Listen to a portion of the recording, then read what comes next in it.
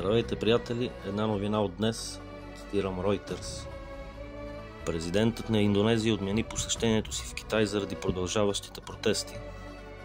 Индонезийският президент Прабово Субианто отмени в събота планираното пътуване до Китай, тъй като дните на протести се разпространиха извън столицата Джакарта, като няколко сгради на регионалния парламент бяха подпалени.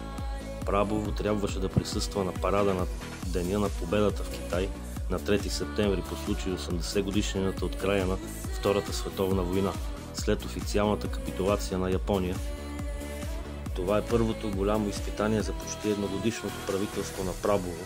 Започнаха в Джакарта тази седмица заради заплатите на депутатите и се влошиха, след като полицейско превозно средство блъсна и уби мотоциклист. Президентът се извинява на китайското правителство, че не е могъл да присъства на поканата. Последвайте ме, ако са ви интересни такива новини.